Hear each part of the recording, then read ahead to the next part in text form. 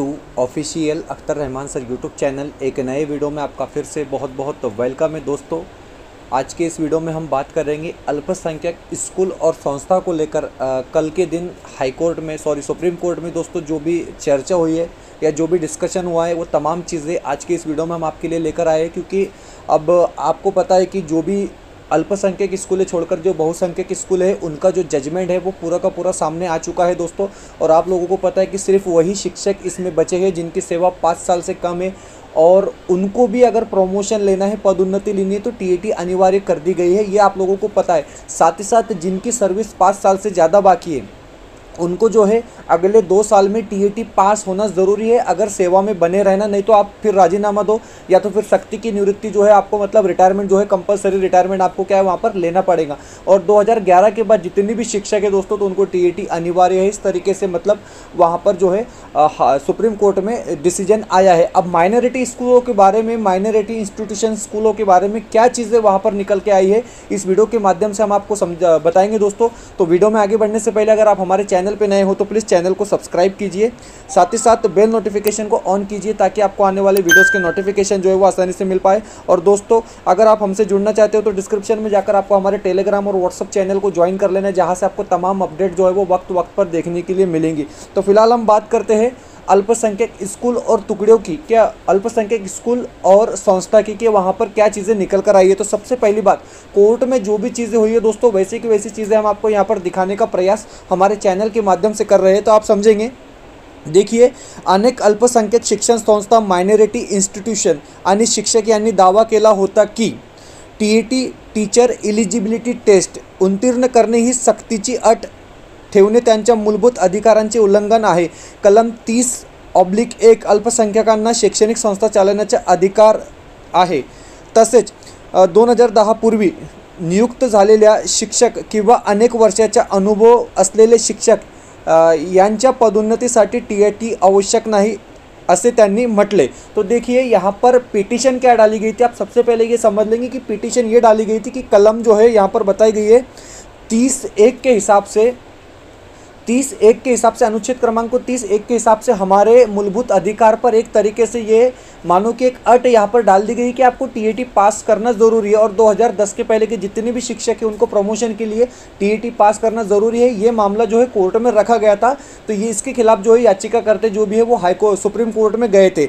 उसके बाद दूसरी बात क्या निकल कर आ रही है, आप देखेंगे कि दूसरीकडे राज्य सरकार व केंद्र सरकार यांनी असा दावा केला की कलम 21(a) मूलभूत हक्क म्हणजेच मोफत व सक्तीच्या प्राथमिक शिक्षण अंतर्गत प्रत्येक मुलाला गुणवत्तापूर्ण शिक्षणाचा हक्क आहे। देखिए, तो इन्होंने कलम 21(a) का हवाला दिया है जिसके अंतर्गत बताया गया कि हर बच्चे को जो है गुणवत्तापूर्वक शिक्षण मिलना चाहिए। इस तरीके से राज्य सरकार और केंद्र सरकार ने अपना अपना पक्ष यहाँ पर सुप्रीम कोर्ट में रखा है।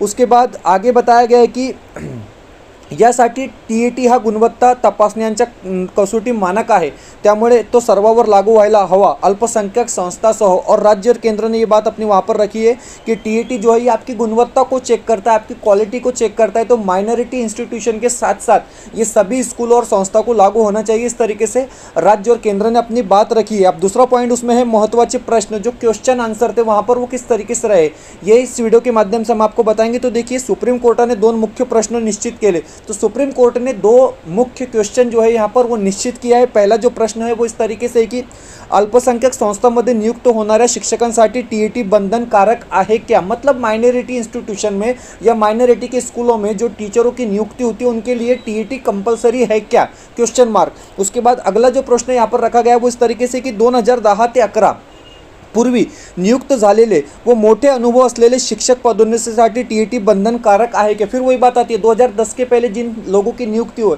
या जिनको बहुत ज़्यादा तजुर्बा उन शिक्षकों को पदोन्नति देने के लिए टीएटी कंपलसरी करना है, सही है क्या। इस तरीके से मतलब मानो कि वहाँ पर क्वेश्चन पूछे गए। उसके बाद न्यायालय का क्या विचार इस बात पर, देखिए कोर्ट ने अपनी बात किस तरीके से रखी है। कलम 21(a) शिक्षणाचा हक्क आणि आरटीए कायदा 2009 मुलांना गुणवत्तापूर्वक शिक्षण देण्याची राज्याची जवाबदारी स्पष्ट करते। तो देखिए, आरटीए क्या है और कलम 21(a) क्या है, तो ये दोनों ही जो है बच्चों को गुणवत्तापूर्वक शिक्षण मतलब क्वालिटी एजुकेशन देने में भर डालती है। TET हा मिनिमम क्वालिफिकेशन नाही तर एलिजिबिलिटी टेस्ट आहे, परंतु दर्जा टिकवण्यासाठी तो अत्यावश्यक आहे। TET जो है मिनिमम क्वालिफिकेशन नहीं है, ये एक एलिजिबिलिटी टेस्ट है, मतलब पात्रता परीक्षा, लेकिन गुणवत्ता पूर्व मतलब क्वालिटी बचाने के लिए ज़रूरी है। इस तरीके से इन्होंने बताया अत्यावश्यक है। ठीक है, अल्पसंख्याक संस्थांनाही राज्याचे नियम मान्य करावे लागेल, कारण शिक्षकाची गुणवत्ता हा फक्त व्यवस्थापनाचा प्रश्न नसून विद्यार्थ्यांच्या हक्काचा प्रश्न आहे। इन्होंने यहाँ पर साफ साफ तौर पर बताया कि मतलब TET अनिवार्य इसलिए करी कि संस्था का सवाल नहीं है, ये बच्चों का सवाल है, विद्यार्थियों का सवाल है। ये अल्पसंख्यक मामले में जो भी चर्चा हुई है वो चीज़ें हम आपको यहाँ पर बता रहे हैं। मतलब कल 7 जजों की जो बैठक है, कल मतलब आने वाले कुछ दिनों में 7 जजों की जो बेंच है वो माइनॉरिटी को लेकर अपना फैसला किस तरीके से रखेंगे, आप यहाँ पर क्लियर तौर से समझ जाएंगे। आप लोगों को एक हिंट यहाँ पर हम दे रहे हैं साफ तौर पर। विद्यार्थ्याचा हक्क प्रश्न आहे, प्रामती एज्युकेशन ट्रस्ट 2014 या आधीच्या निर्णयात RTE ॲक्ट अल्पसंख्याक संस्थांना लागू नाही असे सांगितले होते। मात्र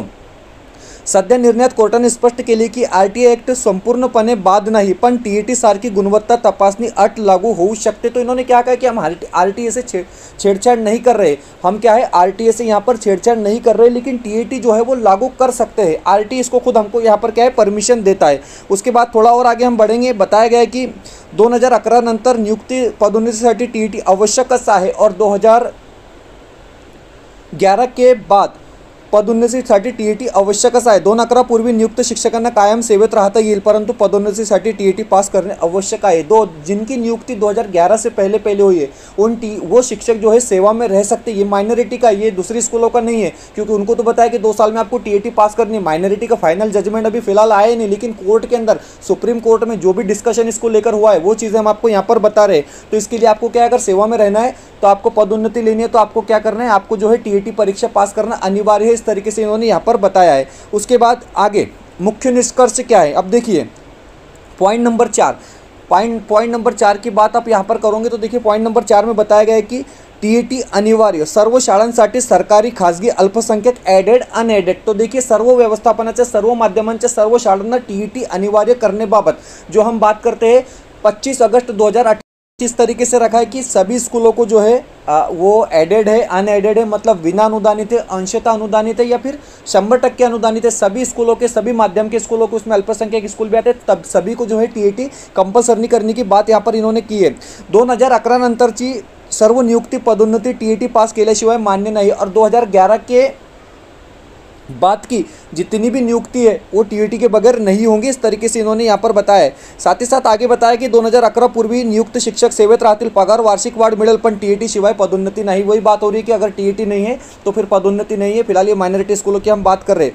आगे जिस तरीके से और चीज़ें निकल कर आई है, सुप्रीम कोर्ट में अल्पसंख्याक संस्था शिक्षकांच्या गुणवत्तेवर नियंत्रण ठेवण्यासाठी TET लागू आहे, त्यांच्या अधिकाराचा भंग नाही तर मुलांच्या शिक्षणाच्या गुणवत्तेचा प्रश्न आहे।